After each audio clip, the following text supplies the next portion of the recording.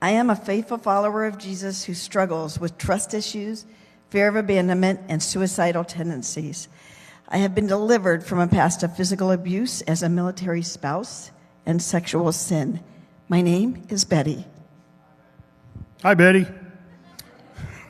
And my name is Tony, and I'm a grateful believer in Jesus Christ. Anger, failed relationships, and their consequences brought me to CR, and today I struggle with some PTSD. Betty and I couldn't have been born farther away from one another, she in Ohio, me in Colorado, but we both grew up in broken homes. My father left our household when I was very young, right after the death of my younger sister at the tender age of 4. My 15-year-old brother died when I was 9, followed only 3 years later by the death of my mother to suicide. She had been very ill with emphysema, and she felt her illness was adversely affecting the lives of her family.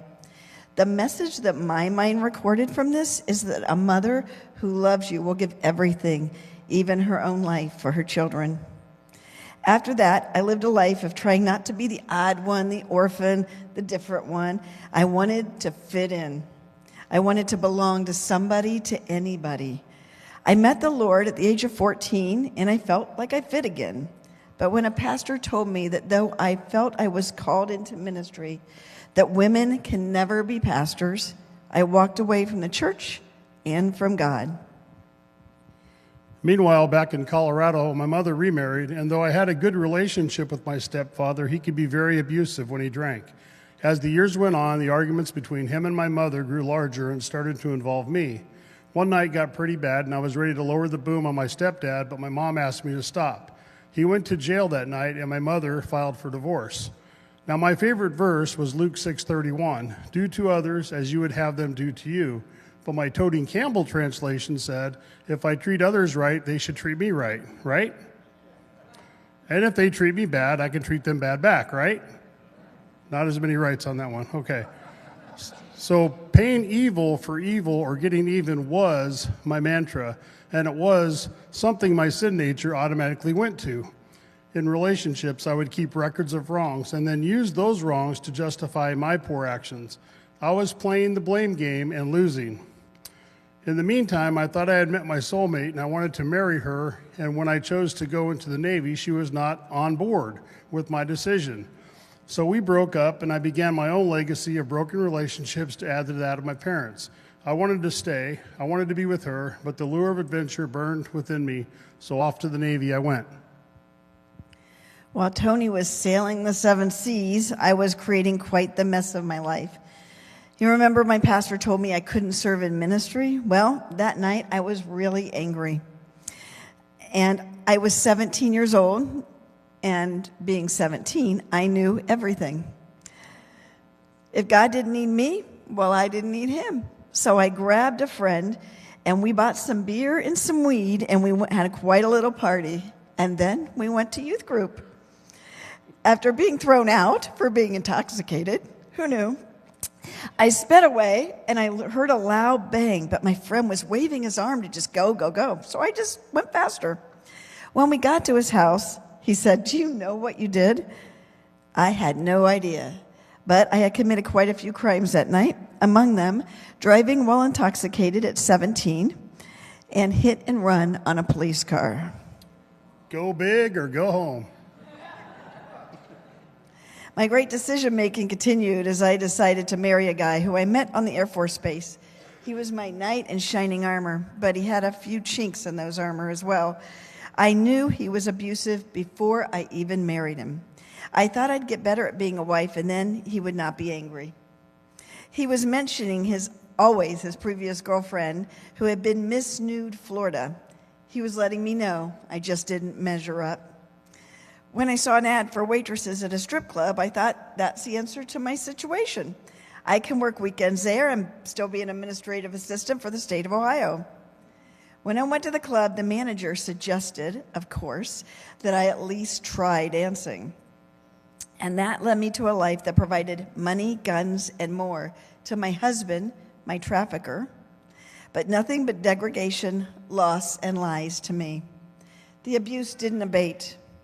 And after our first child was born, his violence turned from me to her. And one day he beat her so badly that doctors were concerned that her kidneys might be permanently damaged. The military moved him into the barracks for our safety.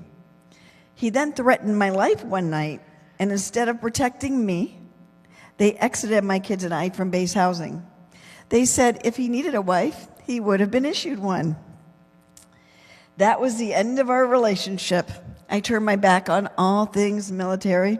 I saw it as a place where women are devalued and used, and men there I saw as abusers. Leaving him cemented in my mind that if you love people, they will either leave you or they will die.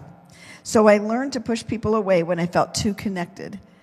I began job seeking and apartment seeking, and a good friend helped me move, and he helped me find a car. That friend, Lane, later became my husband, having fallen in love with both me and my kids. And we began a life together. Wow, that's quite a bit of living, isn't it? Well, while Betty was doing all of that, I was seeing the world. I enjoyed my time in this service, but I did drink to excess at times and got into trouble a few times with that. I lived a life of wild parties and promiscuity, which I am not proud of. I attempted sub-school, but my ears could not bear the pressure from the compression chambers. So I returned to San Diego and was first stationed on the USS Duluth LPD-6. I made 2 Westpac cruises with this ship. I was a machinist mate working in the engine room. After 4 years, I was honorably discharged, but I returned home to Colorado with no degree and into a depressed economy. I struggled for 2 years and then re-enlisted. This time, I was stationed on the USS White Plains AFS-4 food store ship stationed out of Guam. I was in A gang on the fire suppression team. This ship came with some perks. Some of the ice cream on the ship came up missing because we had to quarantine it to make sure that it was safe for consumption. Also, the ability to keep the soft serve ice cream makers going earned me the nickname Mr. Taylor Freeze. I then went to serve on the USS Missouri BB-63, the battleship known as the Mighty Mo, of which the Japanese surrender of World War II took place. By the way, I was not there during World War II. I was considering discharging again as I was about to be married, and I saw the Navy life was often not good for marriages. I witnessed affair after affair, and I didn't want to end up divorced like my parents. The decision was cemented when my executive officer called me to his office. I was told to go immediately, so I didn't change, and I had been working. He was furious with me for coming in dirty like that. When he asked me if I was going to re-enlist, my old friend Anger did the talking for me, and though I ended my enlistment honorably, I might have decided differently if a cooler head had prevailed. My marriage to Lane started with so much hope. In addition to my 2 daughters, we added 3 sons. I was the fashion editor of 2 nationally distributed magazines, and I was contributing editor to a few as well. Lane was the vice president of a company, and we loved our titles. We loved our station in life. I took model searches to fashion cities. I traveled by limo. I dined at windows on the World Restaurant and the World Trade Center. And I worked alongside some of the biggest names in fashion.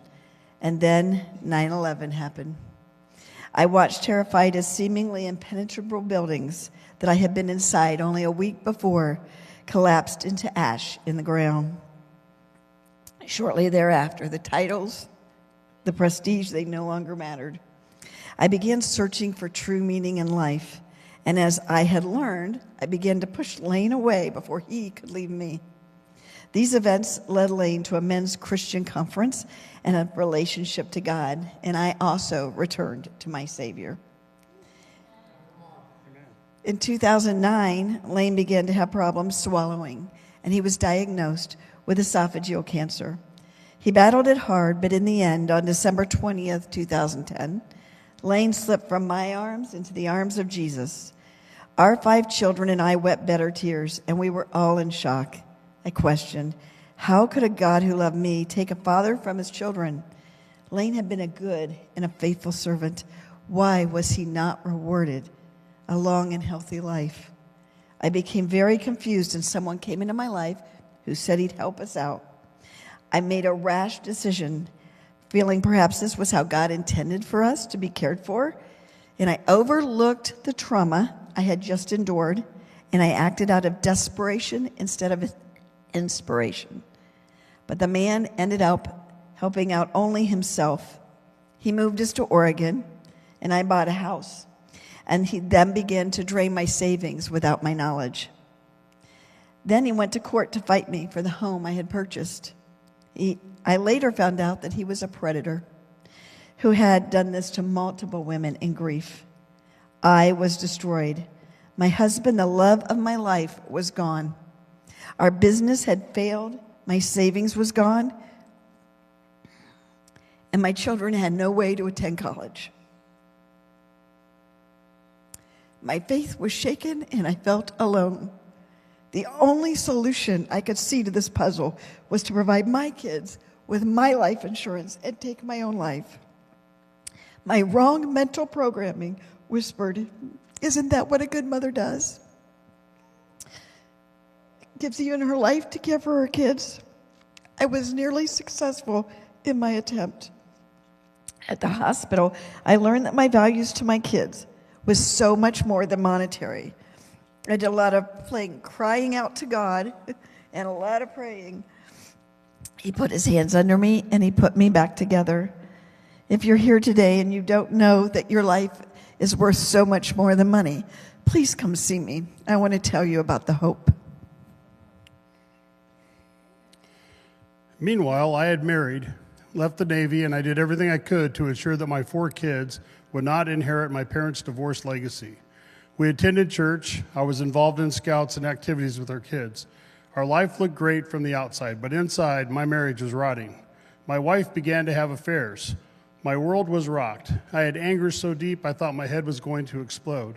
I had thoughts of harming her. I was angry, humiliated, and ashamed. All my efforts were in vain. I tried for 6 years to work on the marriage, but nothing seemed to work. I was now facing the job of raising 4 kids of my own, as she didn't want custody. I tried getting help through a Christian divorce program, but even with that, I wanted to get even with my ex for the harm she was doing.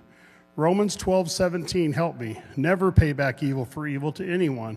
Respect what is right in the sight of all men. But the thoughts still came. My good friend George, a Navy veteran as well, had a great idea to try Celebrate Recovery. And I shook my head like, Celebrate Recovery? Why do I need CR for? I'm not an addict. He replied, well, you got some hurts, right? And I said, well, yeah. And some hang-ups? I'm like, yeah. And they were leading to bad habits, right? I said, well, you got me there. So here I am, 15 years later. I found CR was so much like the military. It had accountability, and it had a forever family.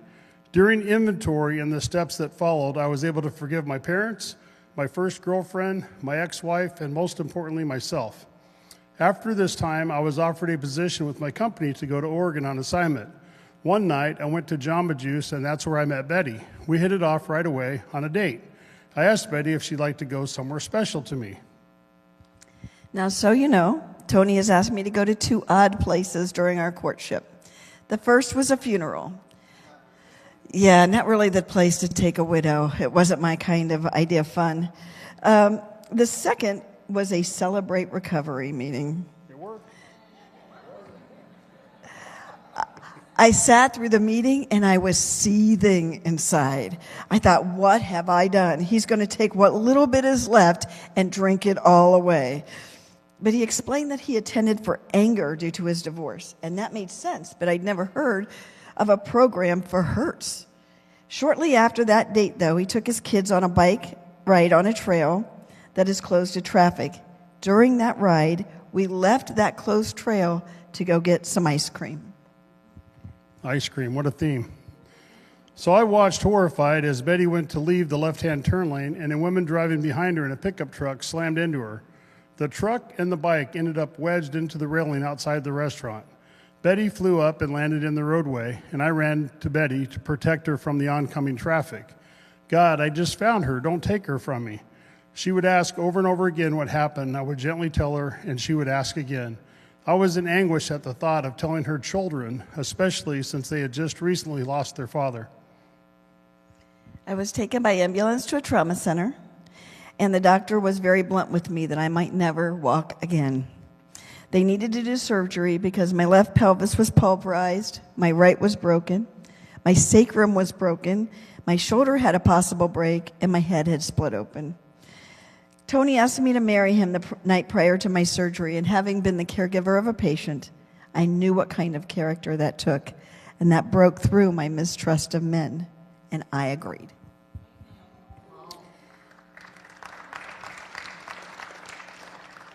So shortly after that, we were married. My ex-wife filed for custody of our children. At this time, I had parented virtually alone, with her missing most of her visitation time as well.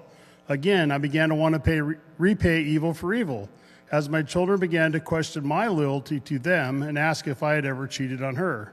I felt my character was now being attacked.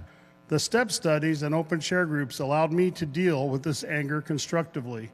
It helped me not push the anger on my current wife or her kids and to be a better man. Later, Tony was asked by our church to lead a Celebrate Recovery ministry. I began attending and I enrolled in the step study in order to help him. I was sure I didn't have any issues to be dealt with. I explained to Tony very sweetly that the book was not written for me. Question A and question B, they just didn't pertain to me because I wasn't an addict. But like an awesome accountability partner, I told her, keep at it, there is something there for you. Okay, that just caused more frustration for me. But within weeks, I realized that about step 4, I had anger issues due to Tony's custody battle and my many losses. Also, I had never told anybody in my church about my past in the sex industry. Then I was called into a ministry to strippers, prostitutes, and trafficked women. And through the steps, God began to tell me to become transparent about my past life.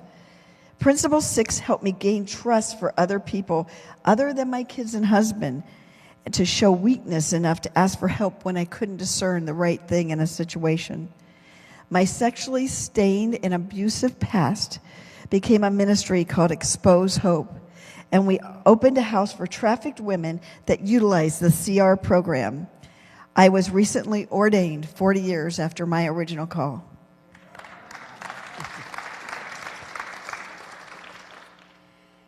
Through all of this, I had no idea that some of my extreme need to adhere to safety standards and my anger were actually PTSD. During a class on veteran suicide while listening to others tell their stories, I remembered a period of time right after I transferred to the Missouri when tragedy struck my former ship, the White Plains. 6 sailors were killed and 5 injured during a shipboard fire caused by a fuel leak near the boiler. I knew and served with these men. This was my team. I would have been in the mix except I had transferred. I had noticed a problem with the fuel lines while I was serving there, and I wrote it up and left it at that. I often questioned if I should not have done more, and I struggled with intense survivor's guilt. I was also very angry and held resentment that the Navy would not approve for me to be at the ceremonies for my fallen shipmates. During this training, my sense of loss for my former shipmates hit me like a rock. I shared what I was feeling with the class. The instructor called me forward and gave me some really good advice. It was advice I had already heard via CR, but I had not applied it to this issue. It was simply to forgive myself. Instead of living in the situation, I needed to live in the honor of their memory and be thankful to be alive. So as typical in recovery, I went to learn and help others and ended up helping myself. When I first heard CR was going to offer a welcome home open share group for veterans, I was ecstatic. Over the years, I had buried a lot of what I had been through, as most of us vets do. I found it difficult to share my military experiences, even within CR small groups. Not sharing, as we all know, is very unhealthy. Now there would be a place with folks with similar backgrounds to share and relate to each other.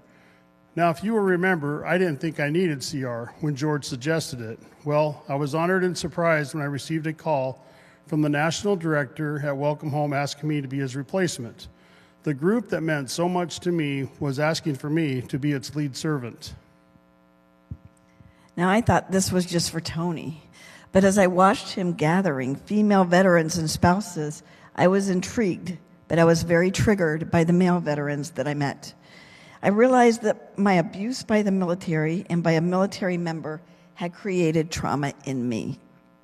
I wept openly at my first Welcome Home group. I was able to release so much of that pain and that fear. I realized how many women had gone through similar things, both those who had actively served and those who served as spouses. What a relief not to be the odd one out anymore. Now, Celebrate Recovery and Welcome Home has changed both of our lives. The camaraderie we feel with our team and with the members of Welcome Home we meet is unrivaled in our lives outside of the military.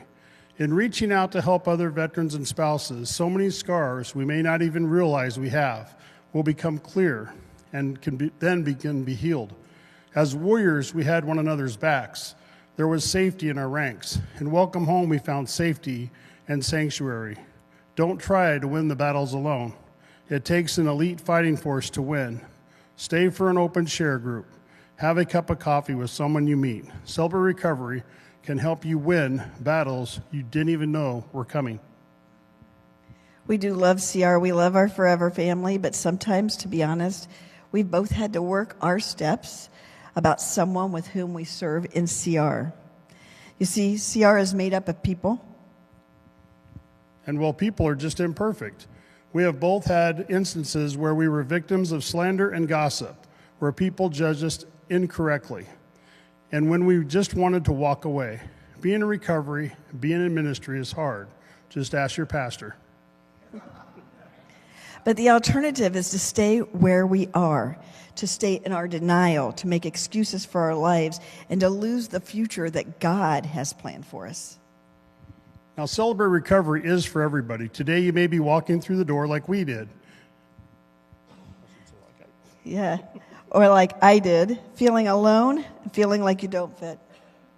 And in a few years, God could take you to a Celebrate Recovery Summit, to leading a CR ministry, or to become a member of the national team. So as difficult as it may be to volunteer, to make a meal, or attend the first leadership training, do it as soon as you can, and leaders, be the example by attending every time an opportunity arises. Because, well, it isn't about us, it's about the newcomer. You will find your greatest blessings and growth in sponsoring someone with your addiction or serving in a ministry that serves your hurt. Be that of an abused women's shelter, a suicide hotline, or an outreach to strippers, prostitutes, and trafficked women. Your hurt doesn't have to be obvious to others. You belong there whether you have a criminal record, a substance abuse issue, or a hang-up that everybody else recognizes. Later down the road, there's going to be somebody who needs to hear your story. We stand before you a couple who has been broken. I've been broken by divorce, anger, loss, PTSD, and the loss of friends aboard a ship. I have been broken by the deaths of those I love and by sexual sin. I was physically broken by a truck. We have both been broken and wronged by people in the church, but we know that God can use Celebrate Recovery and the accountability and family you find here to help you heal and then to help others behind you do the same. Do keep coming back. We are going to end with Betty's favorite verse. Bless the Lord, O my soul, and forget none of his benefits, who pardons all your iniquities, who heals all your diseases, who redeems you from the pit. Psalms 103, 2 and 4.